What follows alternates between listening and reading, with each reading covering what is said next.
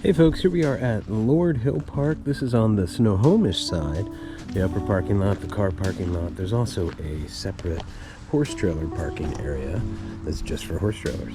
But you want to get up here pretty early. This lot can fill up and cars can end up down the road. There's really lots to do here. There's like I'm not sure exactly how many acres it is, but I want to say around 600, maybe more. You can go all the way down to the river. There's another parking area on the Monroe side of the park, and there's a map here. We're here, the north parking, and all of these, and you can connect down to the southern parking lot. You can walk down to the Snohomish River. There's two main trails that go through everything. There's a bunch of ponds you can loop. There's a few good, decent views.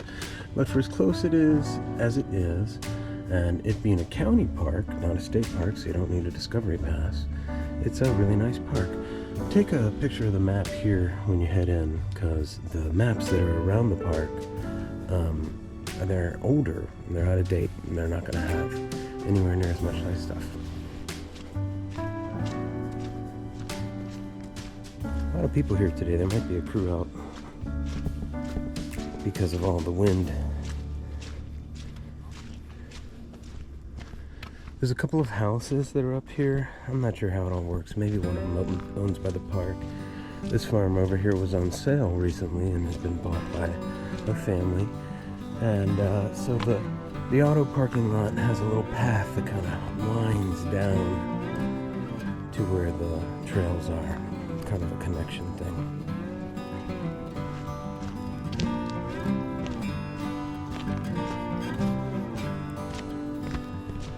This park allows horseback riding and bike riding, although there's no electric bikes allowed, and of course walking. And there are some trails that are, just for walking. There are some trails that are just biking and walking, and then there's some trails that are for everything.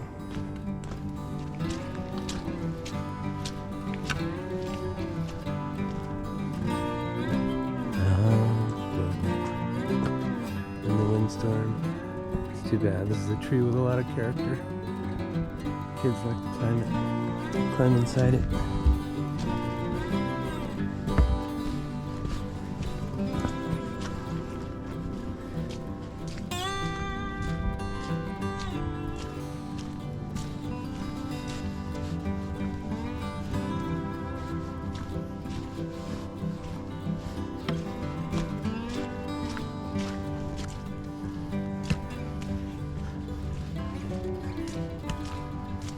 So once you get here, you get to actually kind of get into the park. And this map is older, but it's still correct.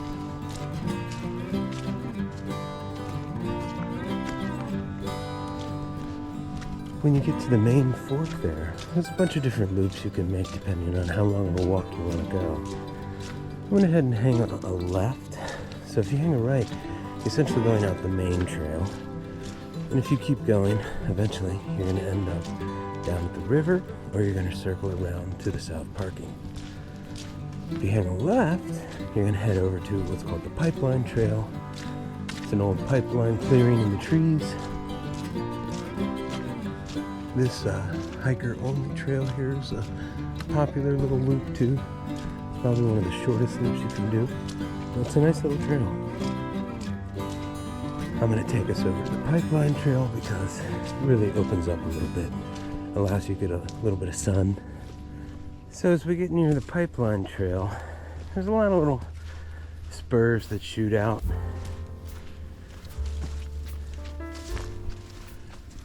Here's the little trail. Here's some of the signals you want to keep an eye out for. Midway footpath, hiker only. And there's a lot of those paths. A lot of times when there's a big, huge, wide path that's out in the open, horses and bikes and people can be on it, runners, everything. Oftentimes, 12 feet over on the side in the woods, there's a little footpath as well. So here we come out onto the Pipeline Trail. which is a big trail that connects all the way over to the other side of the park. Goes up and down over some hills. Also on the other side of the park, there's a little sledding area that we love. Very steep.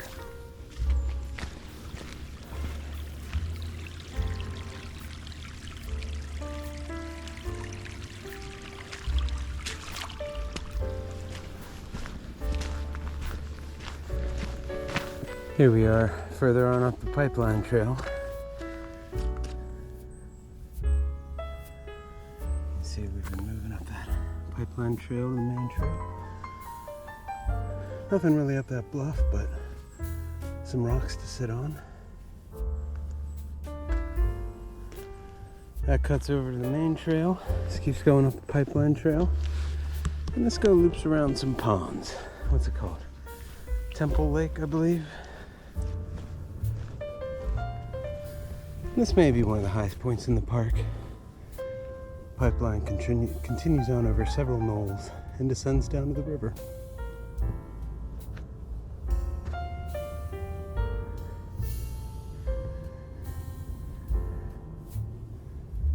We're headed down to the main trail. I thought I would mention that this park doesn't have a lot of facilities. It doesn't have real bathrooms or even vault toilets. It's just got some porta potties at each parking area. There's not a lot of picnic benches. There's not playgrounds. There's just trails and access to the woods and the river.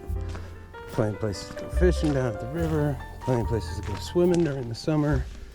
And lots of places to explore.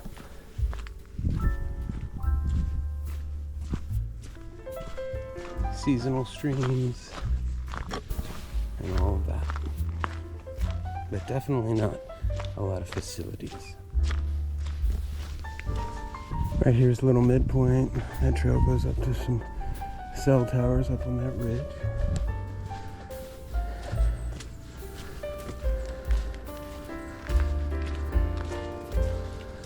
There's another little map. There's only like 4 or 5 of these in the whole park. And that's been scratched in right there. That's what we'll head down that. Remember, those maps are old and they don't have all of the trails that have been added. See how this little hiker-only trail handled the wind recently. I've seen some animals on this trail. Some big owls. And some coyotes and a fox. I've personally never spotted any bear out here, but I hear they're around. Hawks. But we had a real cool encounter with an owl down here that was a lot of fun.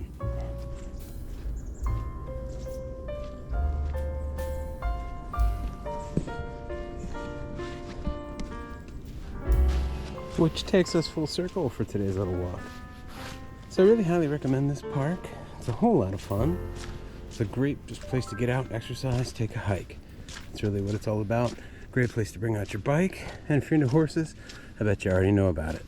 Anyways, thanks so much for joining me today. Last thing I want to say is a land recognition that this is actually the land of the Snohomish and Snohomish people originally. And just wanted to take a second to recognize that it was taken from them. Hope you all have a great day. Take care. Bye.